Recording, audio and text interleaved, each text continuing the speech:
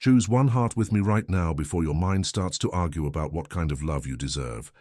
Your choice reveals a pattern you repeat without noticing every time someone gets close to your heart. Maybe you rush in too fast. Maybe you hold back. Maybe you half open the door and then pretend you are not home. In Jung-style psychology, symbols are the language of the unconscious, and the heart is the clearest sign of how you give and receive love. This gentle Jungian test is not about guessing your future romance. It is about holding up a mirror to the way you protect yourself, chase intensity, avoid real closeness, or quietly long for something deeper and safer at the same time. I want you to feel that you are not broken, just following an old map that you never realized you were allowed to redraw. Now let us play with your intuition. Look at the 5 heart symbols on your screen, each with a different color, texture, and mood. One of them will pull your eyes first, or make your chest feel a tiny spark, or even annoy you a bit because it feels too honest.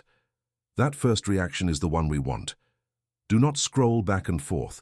Do not compare every detail like a shopping list. Do not overthink. Choose one heart from 1 to 5 and lock it in like a secret between us. First sensation is greater than logic here, because the part of you that is tired of repeating the same love story already knows which heart carries its message.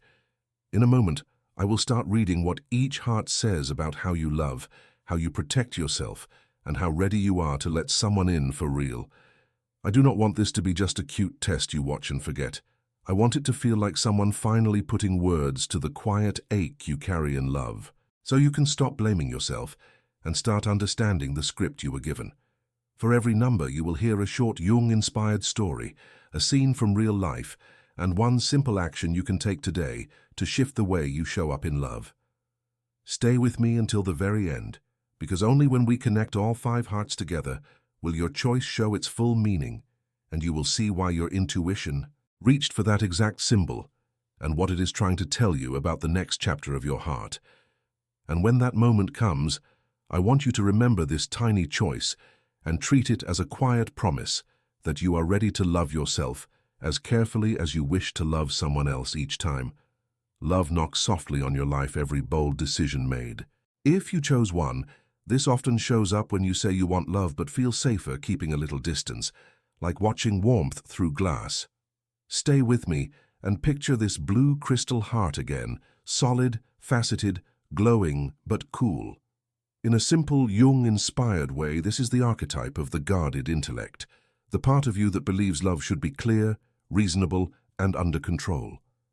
The light side is beautiful. You can stay calm in conflict. You think before you act. You do not get swept away by every crush or impulse. People may even come to you for advice because you see red flags before they do. The shadow side hides in the same place, though, because that strong, clear structure can easily become a wall. Notice this: whenever emotions get too intense, your first instinct is often to step back into your head, analyze, make a plan, or pick apart your own feelings until they feel less dangerous. Imagine a quiet, everyday moment. Someone you like sends a message that feels slightly more vulnerable than usual. They say they miss you. They ask how you really are. They hint at wanting to see you. Your chest warms for a second. You feel a tiny wave of joy, and then the blue heart energy moves in. You start thinking through every angle. What did they mean by that word? Why now? What if they expect more than you can give? What if you get attached and they change their mind? By the time you answer, the message you send is polite, light, maybe even a little distant. On the outside, it looks mature and unbothered. Inside, you are more affected than you let on, and later you wonder why people think you are not that interested. This is the loop. Your symbol is pointing to the place where your need to feel safe quietly outruns your need to feel close. From a pop psychology angle, someone might call this avoidant or emotionally reserved, but underneath it is a very loyal strategy. Somewhere in your past you probably learned that cool and composed was safer than raw and exposed. Maybe people around you were unpredictable. Maybe you were told you were dramatic when you opened up. Maybe you had to grow up early and become the rational one. Your persona became the crystal heart, clear, strong, sharp around the edges. Your shadow carries the messy needs you do not show: longing, softness, the wish to lean on someone without feeling weak. Simple Jungian shadow work here means admitting I do not only want to be respected, I also quietly want to be held. and letting that be true without shaming yourself. Here is where things start to shift when you dare to show even a small crack in the crystal. It does not mean you break, it means light gets in and out more freely. Stay with me, because this is not about forcing yourself to overshare or pretend you are suddenly a different type of lover. It is about tiny experiments that prove to your nervous system that a bit more openness will not destroy you. Think about how often you downplay your feelings. You say it is not a big deal when it is. You say you are tired instead of saying you are hurt. You act like you could take or leave the connection, even when you replay conversations at night. You do this more than you realize, and every time, your heart gets the message that it should stay backstage, while your mind negotiates everything. But love for real needs something else. It needs your head and your heart on the same team, looking in the same direction. Today, choose one person you feel relatively safe with, and share one honest sentence that goes slightly deeper than you usually allow. For example, I actually cared more than I showed back then, or I pretend I am fine, but that situation did touch me, and send it, or say it out loud. Without adding jokes to soften it or disclaimers to shrink it, then step away from your phone or the mirror for a while, and let the moment exist without rushing to fix or edit it. This small, irreversible act is your practice round, a tiny opening in the blue crystal where real warmth can begin to pass through. And each time you repeat it, you teach yourself that being a little more emotionally visible is not a threat to your strength, but an expansion of it. If you chose to, this tends to appear when your heart feels like it is always ready to take off, and your mind is always trying to pull the reins back at the last second. Look at your pink-winged heart again, glowing and floating, as if love for you is meant to be a flight, not a slow walk. Symbolically, this is the archetype of the romantic messenger, the part of you that wants to rush into connection, share everything, save everyone, be saved. The light in this is beautiful. You love hard. You believe in people. You create magic moments out of ordinary days. The shadow hides in the same wings, because when love becomes your escape route, you can forget to land, to rest, to check whether the person in front of you is truly able to meet you.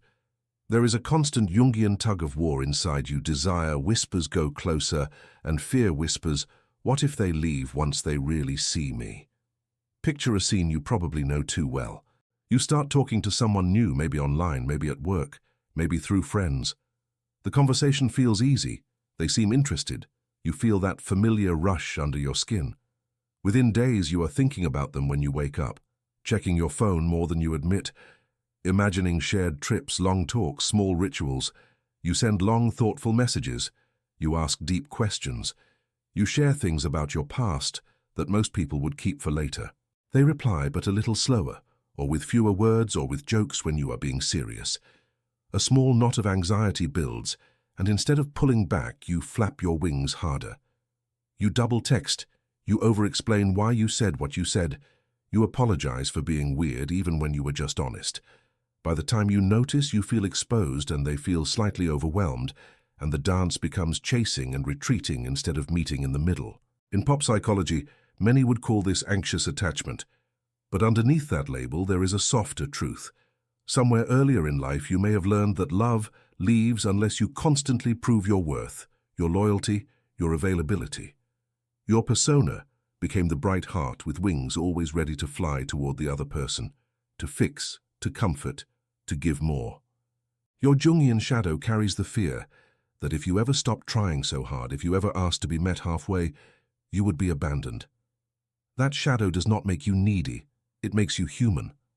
The real problem is not that you feel deeply, it is that you treat your own need for steady love as something embarrassing, so you act it out sideways instead of naming it directly. Here is the twist: when you rush to secure love, you accidentally choose people who enjoy being adored more than they enjoy truly relating to you, because those dynamics feel familiarly unstable. Stay with me, because this is the moment where things can shift without you having to shut your heart down.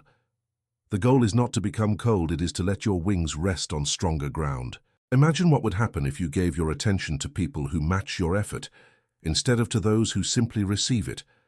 Imagine what would happen if you offered to yourself even half of the care you pour into unread messages and half-answered calls. Notice how often your day gets shaped around other people's mood and availability. You delay your own plans, waiting to see if they will text. You reread conversations instead of reading your own feelings. Your heart is loud and brave. It does not need to be quieter. It needs to be paired with boundaries that say I am worth meeting where I stand. Today, set a simple timer for 10 to 20 minutes and turn your phone on silent. Then write in one place 3 things you truly want from love right now. 3 behaviors you keep repeating that pull you away from those desires. And 1 small experiment you will try this week to bring them closer together, such as waiting to reply until you feel calm, keeping 1 promise to yourself even if someone messages, or asking directly for reassurance instead of hinting. And when the timer ends, choose one of those experiments and put it in your calendar or notes as a real plan, not just a thought, so that your winged heart learns that it can still soar while also being lovingly anchored in your own life. If you chose 3, it is usually because a big feeling inside you is tired of pretending to be small, and another part of you is terrified of what will happen if you truly let it burn. Your fiery orange heart is not gentle background light. It is a living flame, sharp-edged like a jewel and surrounded by heat. Symbolically, this is the archetype of the warrior lover, the part of you that loves through intensity, honesty, and confrontation. On the bright side, you are passionate, loyal, and allergic to fake relationships. You would rather hear a painful truth than live in polite lies. Your shadow lives in the same fire, because when love and conflict get fused together, you may start to believe that chaos is proof that something is real, and calm feels suspicious or boring. You do not consciously want drama, but old experiences have trained your nervous system to expect a fight around every corner.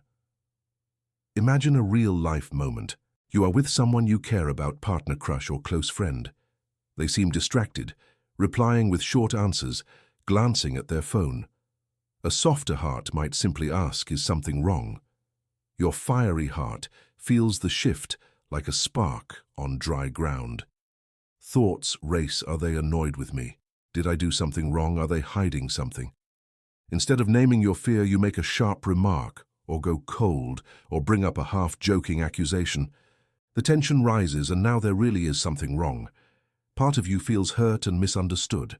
Another part feels grimly satisfied that at least the outside now matches the storm inside. Here is the twist. The conflict you feared becomes the conflict you create. Not because you are bad at love, but because your system does not trust relaxed connection to last. In Jung-style language, your persona might be the strong one, the brave one, the person who says, I do not play games and I do not run from the truth. Underneath, your shadow carries old memories of being let down, dismissed, or gaslit. Maybe love once meant walking on eggshells, so now you step on them first. Maybe silence used to mean danger, so you fill the quiet with arguments or testing questions. You avoid feeling powerless by staying 1 step ahead of any possible rejection. You avoid being the one who is left by being the one who decides this is not working whenever you sense distance. On the surface, you look fiery and fearless. Inside, you often feel like a child bracing for impact. This is why your heart chose flames instead of pastel clouds. It is tired of protecting you through constant alertness. It wants a different pattern. Think of your daily life and you will see small versions of this everywhere. A co-worker forgets to reply to a message and you assume they do not respect you. A friend cancels plans and you feel strangely enraged, even if their reason is valid. A partner says they need time to think and your mind starts writing the breakup speech for them. You say you want peace, but when things are peaceful, you poke at them to check if they are real. You reread old chats, searching for hidden insults. You replay conversations, hunting for signs you missed. This is avoidance in disguise, not avoiding conflict, but avoiding the rawness of saying, I am scared you do not value me. You defend instead of reveal. You react instead of express. And yet, watch what happens next in your story when even a tiny bit of that fire is pointed inward with compassion instead of outward as a weapon. From a pop psychology angle, you might label this as being hot-headed or reactive, but that would be too shallow. Your fire is also your medicine. The same energy that fuels late-night fights can fuel late-night truth-telling. The same courage that pushes people away can help you hold the door open when every instinct wants to slam it. The key is decision. The fiery heart is restless until it chooses what it stands for beyond only self-protection. You are being invited to move from "I will not be hurt again at any cost" into "I will show up honestly and let the right people stay." That is a different kind of strength. It is quieter, but far more powerful. It turns your passion from a bomb into a lighthouse. Today, choose one relationship where this pattern shows up the most and make a clear commitment about how you want to handle the next wave of emotion. Then write it in one simple sentence. For example, next time I feel that spark, I will say I am feeling insecure instead of starting a fight. And send this sentence to yourself in a message or put it as a note on your lock screen, so that when the heat rises, you see your own words and follow them as a promise, not a suggestion. This one decision is your first act of turning your fire from something that burns your bridges into something that keeps you and your connections warm. If you chose 4, this usually appears when you are torn between keeping everything under control and secretly wanting to finally relax into love. But you are afraid that if you let go, you will lose something important. Look at your green heart, woven from leaves and light, alive like a small forest. Symbolically, it holds the archetype of the nurturer who wants steady growth and real safety, not quick fireworks. The bright side is that you are loyal, patient, good at caring for others, and you understand that love is something you tend over time. The shadow side hides in the same vines because when you grip too tightly to what is familiar, you can end up protecting old patterns more than protecting your own heart. A simple Jungian way to say it: your conscious self wants harmony, your shadow fears change, so you quietly choose peace at any price. Imagine a very ordinary evening.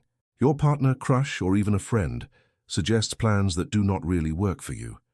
Maybe they want to meet late when you are exhausted, or they take for granted that you will come to their side of town again, or they assume you are fine with a situationship instead of clarity. You feel a little twist in your stomach, a small tired no forms inside, but on the outside you smile and say sure or whatever you prefer. You tell yourself it is not worth arguing over, that you are easygoing, that you can adapt. You probably bend yourself around other people's needs far more often than you admit to yourself. Later you feel strangely unseen and maybe even quietly resentful, yet you also feel guilty for that resentment because technically you agreed. This is the loop your heart is revealing. You avoid the discomfort of setting a boundary and end up carrying the heavier discomfort of not being met. From a pop psychology angle, someone might say people pleaser, but that label misses the deeper story. Somewhere earlier in life, you likely learned that love and approval were connected to how useful, calm, or undemanding you could be. Your persona became the green guardian heart, the one who keeps the ecosystem stable, who smooths conflict, who holds everyone together. Your Jungian shadow holds the parts of you that want to say, "I am tired of always being the understanding one." Those hidden parts show up as passive withdrawal, quiet jealousy, fantasies about disappearing or starting over. You do not intend to avoid your own needs, yet you postpone them again and again out of fear that a clear no or yes will make people leave or think you are selfish. Here is the soft truth: the people who truly love you need to meet the real you, not only the adaptable version. Notice how this pattern runs through your routine. At work, you take on extra tasks because you can do them faster, even when your plate is full. In family dynamics, you are the one who remembers birthdays, organizes gatherings, listens to every story, even when no one asks how you really are. In dating, you accept vague behavior, delayed replies, half effort, because part of you fears that asking for more will push them away. You tell yourself you are being realistic or mature, but often you are simply postponing the moment where you risk being honest. Shadow work here is not dramatic. It starts with admitting, "I want reciprocity, and I am allowed to ask for it." When you begin to own that desire, something magical happens. Your green heart stops feeling like a field everyone walks across and starts feeling like a garden with a gate. Today, choose one simple situation where you are tempted to go along just to keep the peace, and instead give a clear, brief answer that reflects what you actually want by saying either "yes, I am in," or "no, that does not work for me this time," and do not follow it with a long apology or explanation. Just let your sentence stand and notice how your body feels when your mouth finally matches your inner truth. If you chose 5, Something in you is done with almost and someday, and is secretly reaching for a clean break from an old love pattern, even if you cannot explain why yet. This glowing, layered heart is all about transformation, not gentle rearranging, but a quiet inner revolution. The outer ring holds all the roles you have played to be loved, the pleasing one, the strong one, the mysterious one, and at the center there is a smaller heart of pure light that belongs only to you. In simple Jung terms, this is the call to individuation, the moment when your relationships stop being about filling a gap and start being about living as your whole self. The bright side of this symbol is courage. You are built for bold choices, for brave conversations, for tearing up scripts that never really fit. The shadow is that you can swing between bursts of huge change and long pauses of hesitation, because change awakens old fears of being too much or not enough. Imagine a concrete scene you may know too well. You have been circling the same decision for weeks, maybe months. You think about ending a situationship that keeps you half chosen, or finally telling a close friend that a joke actually hurts, or applying for something that would move you to a new city and away from familiar faces. Every time you get close, something in your body surges forward. You start typing the message. You open the application. You rehearse the words in the shower. And then the brake slams down. What if I regret it? What if I am just being dramatic? What if I lose what little I have and end up with nothing? So you delete the text. You tell yourself now is not the right time. You stay another round in a story that quietly exhausts you. You go to bed thinking about change and wake up living the same day on repeat. Here is the twist. Your heart is less afraid of the unknown than of the moment you admit out loud that you are meant for more than survival love. From a pop psychology angle, someone might say self-sabotage, but that misses the tenderness underneath. In your personal myth, your persona has often been the resilient one, the flexible one, the person who can adapt to almost anything in love or work. You take pride in how much you can carry and how long you can wait. Your Jungian shadow holds the parts of you that want to stop carrying and start choosing, and that shadow sometimes leaks out as sudden fantasies of disappearing, buying a one-way ticket, or cutting contact overnight. Individuation here is not about blowing up your life just to prove you are brave. It is about integrating the part that wants security and the part that craves authenticity. So your next chapter is not built on rebellion alone, but on alignment. You are allowed to say, "This version of me is complete, and I am ready to grow into the next one." Notice how this pattern shows up in your routine. You stay available to people who only show up when they need comfort, yet you postpone meeting those who feel stable. You hold on to emotional clutter, old chats, old gifts, old photos, because letting them go feels like erasing proof that the past was real. You replay endings and ask what if, instead of asking what now. You delay small changes in your own life schedule because they might trigger bigger ones. You do this more often than you admit, and it keeps your inner fire in standby mode, warm but never fully blazing. The layered heart you chose says that your power is not in waiting for life to push you. It is in making one clear choice that honors the person you are becoming, rather than the person you had to be. The mini-climax of your story comes when you realize that the risk you fear most has already been happening. You have been slowly betraying yourself by staying where your soul has already left. The moment you see this, you cannot unsee it, and that is where real courage begins. Courage here is not a movie scene. It is the quiet, shaking hand that still presses send, the soft voice that still says, "I cannot keep doing this," the steady back that turns toward an old door and faces the corridor ahead. Jung would say that when you follow the deeper truth instead of the old persona, you stop chasing love and start walking beside it. Today, choose one concrete decision you have been postponing and move it forward by one irreversible step. Send the message that you always rewrite, schedule the call or meeting, put in the application, or cancel the plan that no longer fits. Do it within the next 20 minutes so your mind has no time to talk your heart out of it.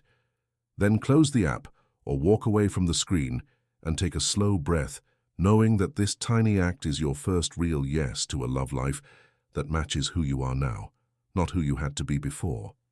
No matter which heart you chose, the blue crystal, the pink wings, the fiery jewel, the green garden, or the layered golden center, All of them point to the same quiet pattern. Your heart has learned to protect itself first and love second. You might do it with logic, or with chasing, or with fighting, or with pleasing, or with big dramatic change, but beneath every style, there is the same hidden fear. If I let someone see the real me, I might lose them, or lose myself. Stay with me here, because this is the thread that ties every option together. You are not bad at love, you are simply loyal to an old survival script that once kept you safe and now keeps you repeating scenes you have outgrown. In Jungian language, each heart is a different persona. The thinker, the rescuer, the warrior, the caretaker, the rebel. And each has a shadow that carries the feelings you push away. Loneliness, anger, need, softness, desire to be chosen without having to earn it. The symbol you picked shows the door you usually stand in front of when love gets close. The cool glass wall, the sky of constant messages, the volcano of conflict, the forest of yes when you mean no, the glowing exit sign of sudden transformation. What all these doors have in common is that they keep you circling around the same belief, that you must either protect your heart or share it. You cannot do both at the same time. This little Jung-inspired test is gently suggesting that your next chapter is about integration, letting head and heart stand on the same side, letting fear and desire talk to each other instead of taking turns driving your life. So when you think back to your number, feel the tenderness under it. The crystal heart wants to think and feel together. The winged heart wants to give and receive in balance. The fiery heart wants passion and peace, not one against the other. The green heart wants care that flows both ways. The layered heart wants change that honors the past instead of erasing it. This is your closing image, 5 different paths back to the same center, where you are allowed to keep your boundaries and still be deeply known, where you can stop proving and start relating, where love stops being a test you are trying to pass and becomes a place you slowly build. Resisting this will only keep you living inside reruns of old seasons of your life. Welcoming it turns this exact moment into the pilot episode of something new. And this is where the real test starts after this video. When you go back to your chats, your routines, your bed, your mirror, and notice yourself about to run the same program as always, that pause is gold. Right there is where your symbol matters most, because now you can say, I see what I usually do, and I can choose half a step in a different direction. You do not need to fix your whole love life tonight. You only need to practice one new move in the real world. Today, think for a few minutes about the situation where your pattern shows up the most. Then write one clear sentence that describes how you want to act differently next time and put it somewhere you will see it every day, so that each small decision from now on becomes a quiet yes to loving in a way that finally includes you too. If you are still here with me, it means a very real part of you is ready to love with more honesty and less self-betrayal.